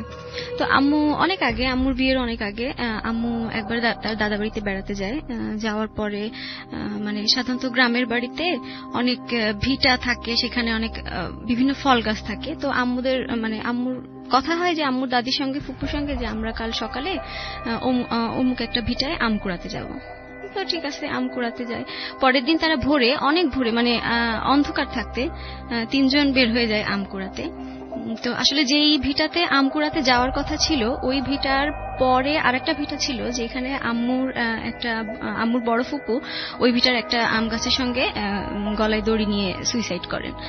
তো আমরা যখন আম খুঁড়তে যাওয়ার পরে দেখে যে আম্মুর একটা চাচি আম্মুদের আগেই সেখানে চলে গেছে এবং সে আম কুড়াচ্ছে। তো স্বাভাবিক যেরকম আম তাদের পাওয়ার কথা তারা সেটা পাচ্ছে না, অনেক কম আম পাচ্ছে। এবং যেহেতু তার চাচি আগে চলে গেছে, সে বেশি বেশি আম কুড়াই নিচ্ছে এবং আম্মুদের থেকে বেশ 5-7 ফিট সামনে সে আম কুড়াচ্ছে এবং নিয়ে যাচ্ছে। তো তারপরে আম্মুর দাদি বলে যে নবৌ তুমি আসছো, তা আমাদের ডেকে আনলা না কেন, আমরা একসাথে আসতাম, এভাবে বলে। তারা পেছন থেকে অনেকবার তাকে ডাকে, আম্মু সেই চাচিকে, কিন্তু সে কোনো রিপ্লাই দেয় না। বরং সে হচ্ছে আগের থেকে আরো দ্রুত গতিতে আম কুড়াতে কুড়াতে হাঁটতে হাঁটতে সামনের ভিটার দিকে চলে যায়। তো অনেক দ্রুত যখন সে চলে যাচ্ছে, তখন আম্মুর দাদি, আম্মু বা আম্মুর ফুপু তিনজনেই খেয়াল করলো যে সে হাঁটছে কিন্তু তার পা মাটিতে নাই, মাটি থেকে 1-2 ফুট উপরে সে অনেক দ্রুত হেঁটে ওই আম্মুর ফুপু যেই ভিটাটায় সুইসাইড করছিল ওই ভিটার দিকে চলে যাচ্ছে। এটা দেখার পরে আম্মু ভয় পায়, অনেক ভয় পাওয়ার পরে আম্মুর দাদি তাদেরকে নিয়ে অনেক দ্রুত সেখান থেকে বাড়িতে চলে আসে। এটাই হচ্ছে। থ্যাংক ইউ ভেরি মাচ আপনার ঘটনার জন্য, আপনাকে অনেক ধন্যবাদ। আমরা কোনো কথা না বাড়িয়ে সরাসরি ঘটনায় যেতে চাই এবং আমাদের সঙ্গে আছেন আরো একজন অতিথি। আপনার নামটা প্লিজ একটু বলবেন, তারপরে আপনার ঘটনায় যাব আমরা। জি, আরেকবার বলতে হবে।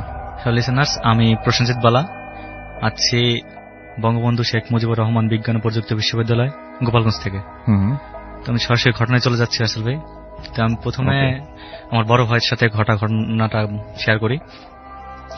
তো আমি বেশিরভাগ সময় মানে লাইফের অর্ধেকটা সময় বাইরে পড়ালেখা করছি। তো অনেকদিন পরে যখন বাড়িতে গেলাম, তখন আমার দাদা আমাকে একটা কাজে বলছিল। আমি বলে রাখি, আমাদের ওই সময় যে সময় ধান চাষ হয় তখন আর কি জমিতে সেচ দেওয়া লাগে। তো আমাদের জমিগুলো এমন ছিল, মাঝখানে পুকুর, জমিতে সেচ দেওয়ার জন্য পুকুর থেকে পানি দেওয়া লাগতো। তো ও আমাকে বলছিল, তুই সন্ধ্যার সময় যাস, ছোট মেশিনটা আনতে হবে বাড়িতে। তো আমি ভাবলাম এতদিন পরে বাড়িতে যাচ্ছি, আসার সাথে সাথে কাজ দিল। তো আমি ওর কথা কেয়ার না করে আমি আর ওকে আনতে যাইনি। তো সন্ধ্যার পরে ও যখন বাড়িতে ফিরলো, তখন আমার বললো, তুই তো গেলি না, এখন চল আমার সাথে, যেতে হবে, আর্জেন্ট যেতেই হবে, তুই আমার সাথে না গেলে হবে না। তো আমি গেলাম, যাওয়ার পরে মেশিনটা ওকে তুলে দিয়ে বাড়িতে আসলাম। যখন সন্ধ্যার সময় খেতে বসলাম, তখন আমাকে বললো, তুই তো গেলি না ওখানে, আজ আমি যা দেখছি তাহলে আমি আর ফিরে আসতাম না। বললাম, কি দেখছিস? তখন ও বললো যে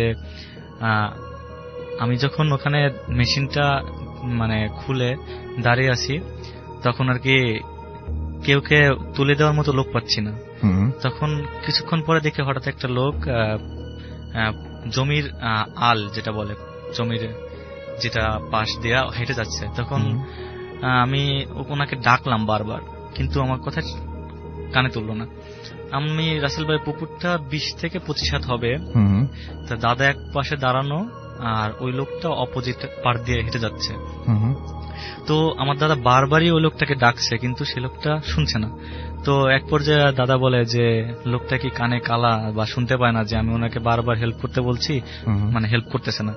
তখন ও মানে এই কথা বলার পরে মানে খুব মানে রেগে গিয়ে ওই লোকটাকে একটু ডাক দেয়। যখন ওই লোকটাকে রেগে গিয়ে ডাক দেয়, তখন দাদার দিক যখন ফিরে, তখন দাদা যে দেখছিল যে লোকটা আসলে ভয়ঙ্কর রূপ, একদম বিভৎস চেহারা, চোখ নেই বললেই চলে। ও এটা দেখার সঙ্গে সঙ্গে ওখান থেকে দৌড় দেওয়ার পরে কিছু যাওয়ার পরে যখন ব্যাক করে, তখন দেখে যে ওখানে কিছুই নেই, একদম মানে ফাঁকা। তখন ও আসে বাড়িতে এসে আমাকে নিয়ে তারপর মেশিনটা আনতে যায়। এটা ছিল প্রথম ঘটনা। ওকে, আমরা পরবর্তী ঘটনায় যাব, তবে তার আগে ফেসবুকে আমরা একটু দেখে আসবো আমাদের পোস্টগুলো। আর ইন দ্য মিন টাইম আমরা আপনার দ্বিতীয় ঘটনা শুনতে চাই। আপনি একটু আমাদের যে একটু আগে যিনি ঘটনা বলেছেন তার ঘটনা দ্বিতীয় ঘটনাটি আমরা শুনবো। আমরা চলে যাব আমাদের পরবর্তী অতিথির কাছে। আপনার নামটা প্লিজ একটু বলবেন, তারপর আপনার ঘটনায় যাব, এবং আপনি কোথা থেকে আসছেন এটা একটু প্লিজ বলে দিন। আমি রনি, ধানমন্ডি থেকে এসেছি, দেশের বাড়ি দিনাজপুর। ওকে, আমি আগে বলছিলাম যে আমার আব্বুর, আমার চাচারা যৌথ ফ্যামিলিতে ছিল, যৌথ ফ্যামিলিতে আছে। তো এই যে ঘটনাটা বলতে যাচ্ছি সেটা আমার ছোট চাচার ছেলে রাজু ভাইকে নিয়ে। রাজু ভাই 2006 সালে এসএসসি দেওয়ার পর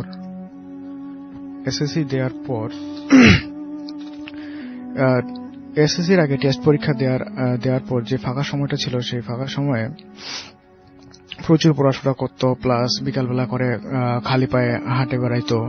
তো এমনই একদিন সে ও তার 2 বন্ধু, মানে 3 ভাই মিলে নদীর পাড় গেছে ঘুরতে, হাঁটতে।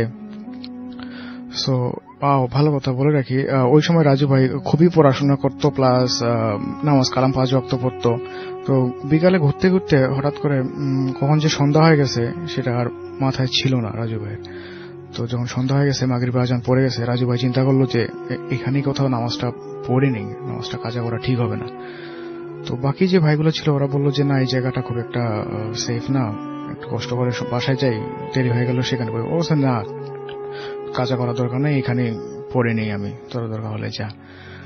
ঠিক আছে। তো রাজু ভাই এটা জিনিস লক্ষ্য করে নেই যে যেখানে নামাজ পড়ছিল সেই জায়গায় তার একটু পাশে আর কি নদীর পার, আর সেখানে ছিল শ্মশান ঘাট হিন্দুদের। সো রাজু ভাই এটা আসলে খেয়াল করে নেই। সো ওই জায়গায় নামাজ কালাম পড়ে রাজু ভাই বাসায় চলে আসছে। বাসায় আসার পর কিছুক্ষণ পর বাকি চাস্তো ভাইগুলো মিলে বলছে যে একটু বাজার থেকে ঘুরে আসি। ঠিক আছে যাই। বাজার যাওয়ার পথে, বাজারের আগে ছিল মসজিদ। তো 3 ভাই মিলে যখন মসজিদ যাচ্ছিল, রাজু ভাই মসজিদের সামনে যায় হঠাৎ করে অন্যরকম আচরণ করা শুরু করলো, স্বাভাবিকের থেকে অন্যরকম, যেটা স্বাভাবিক না। যেমন মেয়ের কণ্ঠে বলতেছে যে আমি সামনে আগাবো না, আমি যাব না, তোরা এরকম করতেছিস কেন, আমাকে ছাড়ে দে, আমি ওই জায়গায় যাব। তো বাকি যে ভাইগুলো ছিল হঠাৎ এগুলো দেখে এই আচরণ থেকে ভয় পাওয়া যায় এবং রাজু ভাইকে নিয়ে ব্যাক করে বাসায়। বাসায় আসে মানুষজন জোরাজোরি হয়ে গেছে যে শুনছে ব্যাপার কি, ঘটনা কি। পাশে যে ওঝা ছিল ওনাকে খবর দিয়ে আনা হয়েছে। ওঝা আসে দেখে যে এই অবস্থা। উনি বলে যে এটা আসলে জিনে আসর করছে বা ভূতে আসর করছে, ওদের ভাষায় যেটা বলে এটা আর কি। তো এটা তাড়ানোর জন্য তুলা রাশি দরকার হবে। তুলা রাশি কেউ কি কেমন করে ছাড়ায় সেটা আমরা জানবো না, তারপরে কি হলো আমাকে সেটা বলেন। আচ্ছা আচ্ছা আচ্ছা আচ্ছা।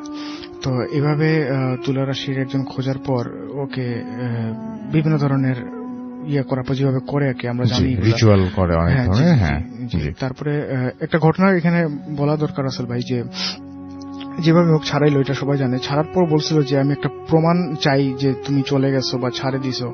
ও আচ্ছা ঠিক আছে, আমি প্রমাণ দিয়ে যাব। তো ওই চাস্তো ভাইয়ের বাড়িটা ছিল মাটির বাড়ি, আর চাল ছিল আপনাদের জানার কথা টিনের চাল। তো টিনের চালে 3টা খুঁটি দিয়ে চালটা আটকানো ছিল। ও বলছিল যে মাঝখানের খুঁটিটা আমি ভাঙে দিব, না যে কোনো একটা খুঁটি আমি ভাঙে দিব। আর ভাগ্যক্রমে বা দুর্ভাগ্যক্রমে আমি জানি না, মাঝখানের খুঁটিটাতে আমি হেলান দিয়েছিলাম। আর হঠাৎ করে যখন স্বাভাবিক আচরণ চলে আসে, ঝট করে মাঝখানের খুঁটিটা ভাঙে যায় এবং পুরা চালটা নিচে পড়ে যেতে চায়। কিন্তু অস্বাভাবিক হলেও সত্য যে আমি সেই দুই হাত দিয়ে পুরো চালটা আটকাইতে সক্ষম হয়েছিলাম। তারপর থেকে রাজু ভাই মোটামুটি সুস্থ। Thank you very much. আমাদের সঙ্গে আছেন এই মুহূর্তে আমাদের আরো একজন অতিথি, আমরা চলে যাব তার কাছে এবং আপনার নামটা প্লিজ একটু বলবেন, তারপর আপনার ঘটনা শুনবো আমরা। হ্যালো লিসেনার্স, আমি প্রসেনজিৎ বালা ফ্রম গোপালগঞ্জ। তো আমি দ্বিতীয় ঘটনায় যাচ্ছি। এটা আমার এলাকায় ঘটা একটা ঘটনা। গত বছর উপজেলা ইউনিয়ন পর্যায়ে নির্বাচনের সময় গতবারের। তো রাসেল ভাই, আপনি হয়তো জানেন, গ্রামে যারা বড় হয় তারা একটু দুষ্টুমি করে, যে কারো বাড়ির থেকে চুরি করে এনে কিছু খাওয়া দাওয়া, অনেক মজার জিনিস যেটা। তো 3 জন ফ্রেন্ড ডিসাইড করে যে পাশের বাড়ি থেকে কিছু চুরি করে এনে হাঁস চুরি করে খাবে। তো আমি আপনাকে একটা ইনফর্ম করে রাখি, আমাদের গ্রামটায় এখনো বলতে গেলে প্রত্যন্ত এলাকা, একদম বিলের মধ্যে এখনো কিছু কিছু বাড়ি আছে যেগুলো যোগাযোগ ব্যবস্থা এতটাই খারাপ যে নৌকা ব্যবহার করতে হয়। তো ওরা চিন্তা করে যে নৌকা নিয়ে পাশের বাড়িতে যাবে 3 জন, তো হাঁস চুরি করে এনে খাবে, রাতে মজা করবে অনেকেই। তো ওরা রাত যখন 12টা বেশি বাজে, তো ওরা 3 জন মিলে পাশের বাড়িতে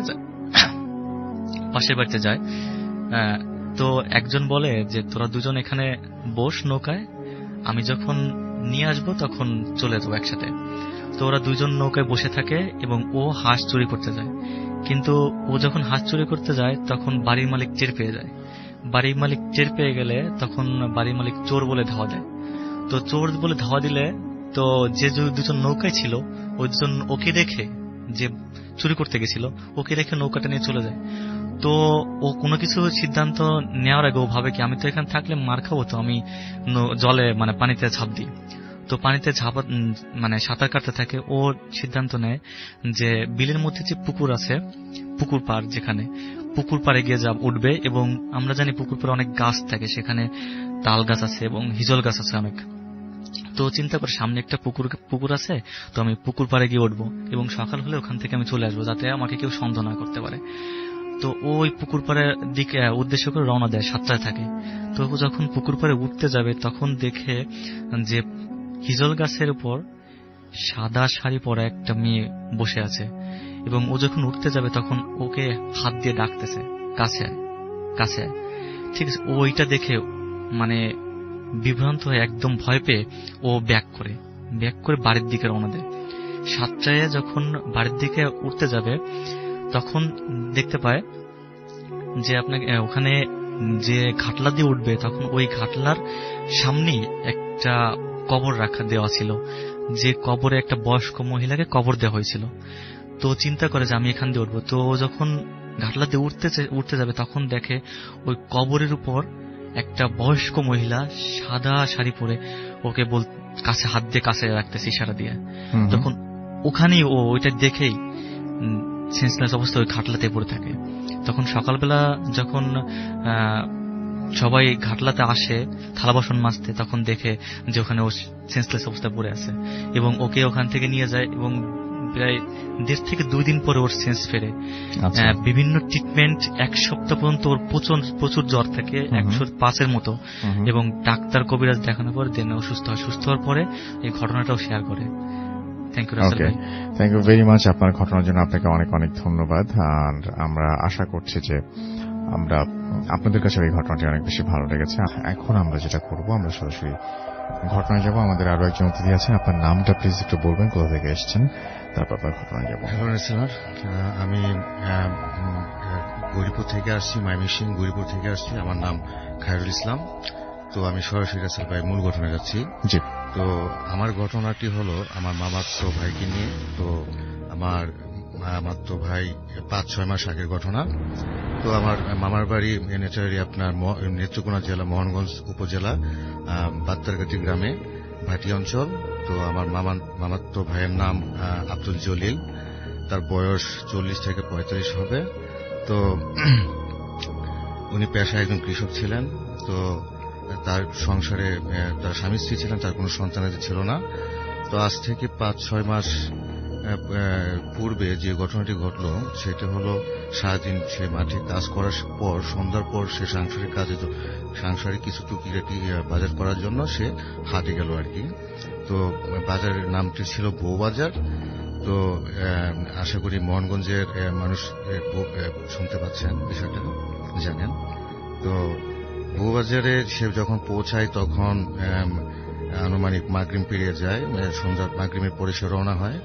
তো রাসেল ভাই, গ্রামের বাজারগুলোর যে অবস্থা সেটা হয়তো আপনি অবগত আছেন, যে গ্রামের দোকানগুলোতে আপনার টিভি রাখা হয়, সেখানে টিভি শো দেখানো হয়। গ্রামের কৃষক যারা সারাদিন মাঠে কাজ করে তারা দোকানে এসে টিভি শো দেখে এবং চাটা খায়, সময় কাটায়। তো আব্দুল জলিল আমার মামাতো ভাই, সে মাগরিবের পরে দোকানে আসে, টিভি শো দেখে কিছুটা সময় কাটায়। তো কাটানো এক পর্যায়ে সে রাত যখন একটু বেশি হয়ে যায় তখন সে বাড়ি ফেরার পথে সে বাজার করবে এই ভেবে সে হাটে যায়। তো কিছু টুকিটিকি বাজার করার পরে যখন সে মাছের বাজারে যায়, তো বলে রাখে রাসেল ভাই, সে ইলিশ মাছের প্রতি প্রচন্ড লোভ ছিল তার। তো ওই দিন বাজারে প্রচুর ইলিশ ছিল। তো সে লোভ সামলাতে পারেনি, বেশ কয়েকটি বড় সাইজের ইলিশ মাছ সে কেনার পর ব্যাগ ভর্তি করে সে যখন যাচ্ছিল, তো রাসেল ভাই যাওয়ার আগে আমি রাস্তার একটু বিবরণ দিচ্ছি। তো উত্তরমুখী হয়ে যে রাস্তাটি বাত্তারগাছি গ্রামের দিকে চলে যায়, সেটি লম্বা রাস্তা, মানে এই রাস্তা ব্যবহার করলে প্রায় 25 থেকে 30 মিনিট সময় লাগে, এবং উত্তর পশ্চিমমুখী হয়ে যে রাস্তায় চলে গেছে বাত্তারগাছি গ্রামের দিকে, সেটা শর্টকাট রাস্তা, সেটা 15 মিনিট সময় লাগে। তো রাসেল ভাই, তো শর্টকাট যে রাস্তাটি উত্তর পশ্চিমমুখী চলে গেছে। তো আমার মূল ঘটনাটি এই রাস্তাটি নিয়েই। তো ওই রাস্তার কিছু দূর যাওয়ার পরে হাতের বাম পাশে, মানে বাজার থেকে ফিরতি পথে হাতের বাম পাশে পড়ে একটি বহুদিনের পরিত্যক্ত একটি শ্মশান ঘাট, তার মধ্যবর্তী স্থানে আছে একটি তাল গাছ, বিকট মানে অনেক বড়, আর তার পাশে আছে একটি কবরস্থান।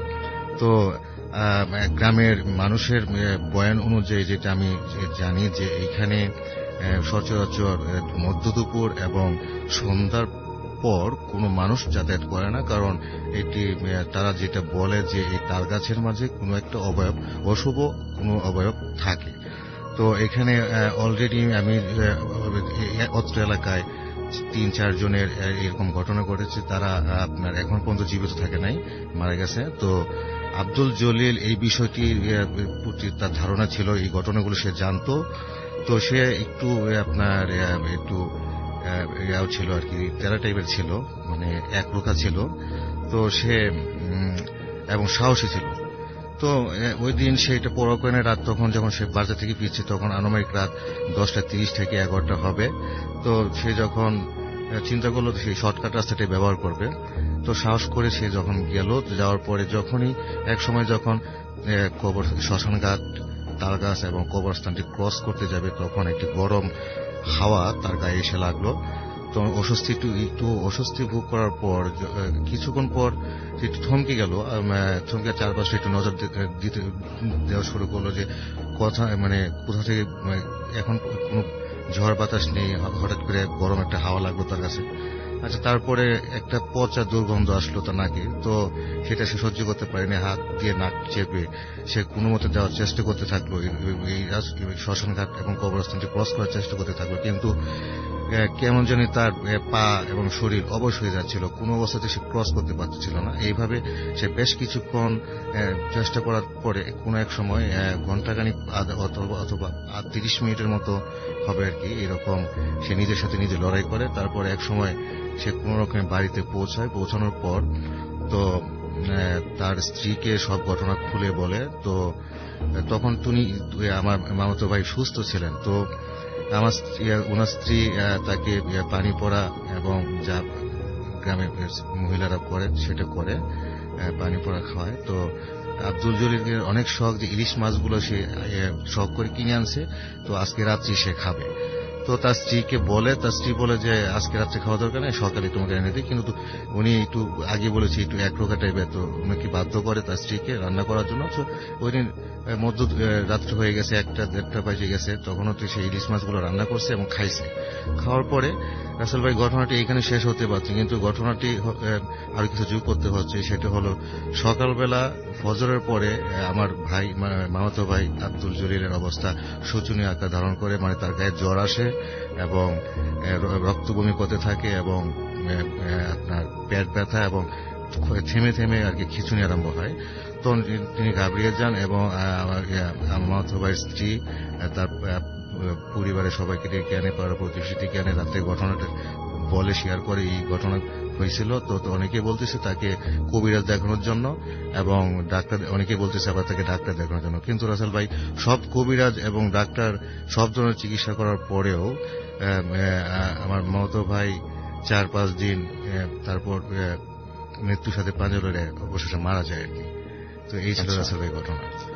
ওকে, থ্যাংক ইউ ভেরি মাচ আপনার ঘটনার জন্য। আপনাকে অনেক অনেক অনেক অনেক ধন্যবাদ। এবং তার চেয়ে বড় কথা, আপনি গত সপ্তাহে এসেছেন, এই সপ্তাহে এসেছেন এবং ঢাকাতেই অনেকে আসতে পারেন না, কিন্তু আপনি এসেছেন গৌরীপুর থেকে। Thank you very much. আমরা চলে যাব আমাদের আজকের সর্বশেষ ঘটনায় এবং আমাদের একজন অতিথি এখানে আছেন, তিনি ঘটনাটা শোনাবেন। আপনার নামটা আরো একবার বলবেন এবং তারপর আপনার ঘটনায় যাব আমরা। হ্যালো লিসেনার্স, আমি প্রসেনজিৎ বালা ফ্রম গোপালগঞ্জ। তো রাসেল ভাই, আমার সাথে একটা ঘটনা আমি শেয়ার করতে চাচ্ছি। জি। তো ঘটনাটা হচ্ছে গত বছর এই বর্ষার দিনে। তো এই গত বছর এই সময় আমাদের এলাকায় চোরের একটু উপদ্রব বেড়ে যায়। আচ্ছা। তো আমি এই বন্ধের সময় আমি বাড়িতে থাকলাম। তো আমি চাইলাম যে ঘরে না ঘুমাই একটু বাইরে, আমাদের এলাকায় কারেন্ট নেই এখনো। কারেন্ট আপনি ছোট করে বলতে পারলে হয়তো দুটো ঘটনায় বলতে পারবেন, খুব ছোট ছোট করে দুটো বলবেন। আমি পাশে একটা ঘর আছে, একটা কার্যালয় ছোট আমার ঘরের পাশে, তো ওখানে গিয়ে ঘুমাই। তো আমার মা বলে যে চোরের খুব খারাপ অবস্থা, তো মোবাইলটা, অ্যান্ড্রয়েড ফোনটা ঘরে রেখে যা, আর যে ছোট মোবাইলটা আছে ওটা নিয়ে যা বাড়ির। তো আমি ওখানে মোবাইলটা রেখে ঘুমাই। আমি ওখানটার বর্ণনা দিই। ঘরটা হচ্ছে পাটাতন করা এবং জমি থেকে যে উঁচু একটু, এবং পাশে হচ্ছে একটা খাল, পিছনে ঘরটার পিছনে খাল, ডান পাশে একটা সাঁকো চার এবং চারের সাথে লাগানো একটা জাম গাছ, এবং ঘরটার একটা দরজা আছে এবং চারপাশে খোলা বললে ভুল হবে, এক পাশে মানে আপনার শাটারের মতো যেটা বলে, আর জানলা কোনো নেই, শাটার নেই। তো আমি ওই যেদিকে শাটার ওপেন করা একদম ওইদিকে মাথাটা দিয়ে, মানে যেদিকে আপনার জাম গাছটা ওইদিকে মাথাটা দিয়ে ঘুমাই। তো আমি যখন ওখানে 3-4 দিন ঘুমালাম, তখন প্রথম দিকে আমি খেয়াল করতাম যে ওই মনে হচ্ছে যে কেউ খাল পাড়ি দিয়ে, মানে পানি ঝাঁপিয়ে কেউ আসছে, আসার পরে মনে হচ্ছে আমার টিনের উপর দিয়ে মানুষ হাঁটছে, খুব বড় বড় পা ফেলে শব্দ হচ্ছে। এবং আপনার যে জাম গাছটা আছে, জাম গাছটা একটা মাত্র ডাল মাত্র, আর কোনো গাছের পাতা নড়ে না, কোনো কিছু না, শুধুমাত্র একটা ডালে এই টিনের উপর দিয়ে যাওয়া আসা করতেছে এবং বিকট শব্দ হচ্ছে। তো এরকম প্রথম 2-1 দিন ঘটনাটা ঘটে। আমি কার সাথে শেয়ার করি না, কারণ আমি জানি ওখানে আমার ঘুমটা ভালো হয়, আমার সাথে যাই ঘটনা কেন আমার তো কোনো ক্ষতি হচ্ছে না। তো আমি ভয় পেলেও আমি কেয়ার করিনি। তো এরপরে ঘটনা ঘটে, প্রথম সন্ধ্যার দিক প্রচন্ড বৃষ্টি হয়, নেক্সট গভীর রাত্রে খুব ভালো। তো আমি যেহেতু বৃষ্টি হয়েছে, পরিবেশটা অনেক ঠান্ডা, ঘুমটা গভীর ঘুমে আসি। তো এইভাবে আমার রাসেল ভাই, যেহেতু ঝাপটা আমি বললাম যে এটা শাটারটা খুলে আমি ঘুমানো, জাম গাছের পাশে একদম মাথা ধোয়া, তো আমার চুল ধরে প্রচন্ড ভাবে টান দেয়, খুব ভাবে টান দেয়। আমি তৎক্ষণাৎ উঠে লাফাই উঠে চোর বলি এবং দেখে কেউ নেই, এখানে কিছুই নেই, সমস্ত লোক এক হয়ে যায়, আমার বাসে যারা ঘুমানো ছিল সবকিছু। আসলে এমন কোনো পরিস্থিতি ছিল না ওখান থেকে যাওয়ার, যেহেতু ওখান থেকে উঠতে হলে অনেক উঁচু, উঠতে হলেও সময় লাগবে, সহজে যাওয়া সম্ভব। তার মানে আপনি বলতে যাচ্ছেন যে আপনি যেটা দেখেছেন সেটা আসলে চোর ছিল না, এবং যে আমার সাথে যেতে করছে অবশ্যই অন্য কিছু ছিল, তার এত দ্রুত ওখানে পালানো কোনোভাবে কোনো উপায় নাই, আপনি যে জায়গায় থাকেন, এবং তাকে অনেক খোঁজাখুঁজির পরেও তাকে পাওয়া যায় না। আপনার কি মনে হয় কি হতে থাকতে পারে? এটা রাসেল ভাই, আমার জানা মতে আমাদের ওই এলাকায়, আমি বলছিলাম আমাদের খালপাড়িতে, গত এপিসোডে আমি যখন 17 মার্চ আসছিলাম, খালপাড়িতে অনেক মৃত যারা মানে সুইসাইড করে এদেরকে রাখা হয় বেশিরভাগ সময়। এটা অনেক মানুষ জানে আমার এলাকায়, এবং হয়তোবা কোনো আত্মা বা অশরীর হতে পারে, যেহেতু খালপাড়ি ছিল। আচ্ছা, আর একটা ঘটনা বলছিলেন আপনি, সেটা হচ্ছে যে আপনার কোন একটা কাজের, খুব ছোট্ট করে 1 মিনিটের মধ্যে একটু। আমার স্টুডেন্টের এক কাজিনের ঘটনা, আমি পড়াচ্ছিলাম, তো এই সময় আমার তার কাজিন এসে হাজির হয়। তো ওনার কাছ থেকে শেয়ার করা শোনা ঘটনাটা, ওনার বাড়ি হচ্ছে বাগেরহাটের দিকে, আমি উল্লেখ করছি না কোনো কিছুই। তো ওনার এক ভাইপো আছে, ক্লাস 7-এ পড়ে, নাম রিপন। তো ওর সাথে ঘটনা ঘটে, ও মাঠে খেলতে যায়, মাঠে খেলতে গিয়ে যখন ফিরে বাড়িতে ফিরে, তখন আর কি একটা কালো বিড়াল দেখে তাল গাছের নিচে বসে আছে। তো যেহেতু একটু দুষ্টু টাইপের ছেলে, ও বিড়ালটাকে লাথি মারার পরে বিড়ালটা তাল গাছ দিয়ে উপরে চলে যায়। তো যখন কিছু দূর যাওয়ার পরে দেখে বিড়ালটা ওখানে নেই। তো বাসায় এসে ও কেউ কিছু না বলে ও স্বাভাবিকভাবে থাকে। একদিন পরে ও আর কি বলে ওর ফ্যামিলির সবাইকে যে আমাকে ওর বাড়ির পাশে একটা আপনি হিজল গাছ আছে, হিজল গাছ থেকে আমাকে কেউ নিয়ে যাচ্ছে এই কথাটা শেয়ার করে। তো এরপরে ও অস্বাভাবিকভাবে আচরণ করে এবং ওকে কেউ ধরে রাখতে পারে না, দৌড় দিয়ে ঘর থেকে চলে যায়। এবং কেউ যদি ওকে ধরে নিয়ে আসে, তারপরে ও অনেক তাদের সাথে খারাপ বিহেভ করে, মারধর করে। তো এর 2-1 দিন ভালো থাকার পরেও দেখা যাচ্ছে ওর সাথে ঘটে আর এক রকম ঘটনা, যে ও সাপ দেখে ওকে সাপে দংশন করে, কিন্তু ওর সাথে যে থাকবে সে সাপ দেখবে না, কিন্তু তাকে সাপে দংশন করে সাপে কাটার আঘাত পাবে এবং তাকে ওঝা দিয়ে বীজ ছাড়াতে হবে। তো ওই আমার সাথে যে লোকটা ঘটনা শেয়ার করছে, উনি বলল যে ওর এই ভাইপোকে নিয়ে মাঠে গরু চড়াতে গেছে। তো ওর কাকাকে বলছে কাকা সাপ, কিন্তু ও কোনো সাপ, ওর কাকা কোনো সাপ দেখে না, কিন্তু ওকে সাপে দংশন করছে এবং সাপে কাটার চিহ্নটাও আছে এবং ওঝা দিয়ে সাপ বিষ নামানো হয়েছে। এবং একটা ঘটনা বলি ওর, যে একটা ক্লাস 7-এ পড়া ছেলে, ও একটা বড় গরু, যেটা বলে গরুকে একাই দুর্বল করে ফেলছে এবং একে বিভিন্ন ঝাড়ফু করা হয়েছে, অনেক কবিরাজ দেখানো হয়েছে, কোনোভাবে ভালো করা হয় না। সর্বশেষ ভাবে গোপালগঞ্জ আমার সাথে কথাগুলো share. Okay, thank you so much, আপনাকে অনেক ধন্যবাদ। আমি দেখতে পাচ্ছি মনজুর ইসলাম আমাদের বলছেন যে আজ আমরা গিয়েছিলাম এক ভৌতিক পরিত্যক্ত গ্রামে। এই গ্রামের ভেতর যারা প্রবেশ করে তারা কিছু না কিছু প্যারানরমাল ঘটনা প্রত্যক্ষ করে। এই গ্রাম দিয়ে একটি পরিত্যক্ত রেল লাইন চলে গেছে। এছাড়াও এই গ্রামে একটি কবরস্থান ও একটি হন্টেড বাড়ি রয়েছে। দিনের বেলাতে এই এলাকায় মানুষজন আসতে চায় না। আমরা আজ নিজের চোখে দেখার জন্য এই বিষয়ে সেখানে গিয়েছিলাম এবং তিনি লিখেছেন আরো অনেক কিছু, এবং তিনি বলছেন তিনি সময় পেলে সেগুলো শেয়ার করবেন। আল্লাহ আপনাকে সময় পাওয়ার সুযোগ করিয়ে দিক, সেটাই চাইবো আর কি। আজকের মতো এখানেই শেষ করছি। কথা হবে আবারও আগামী সপ্তাহে। সেই পর্যন্ত সবাই ভালো থাকুন, সুস্থ থাকুন, মোস্ট ইম্পর্টেন্টলি ফুর্তি থাকুন। আজকের মতো শেষ করছি। টাটা।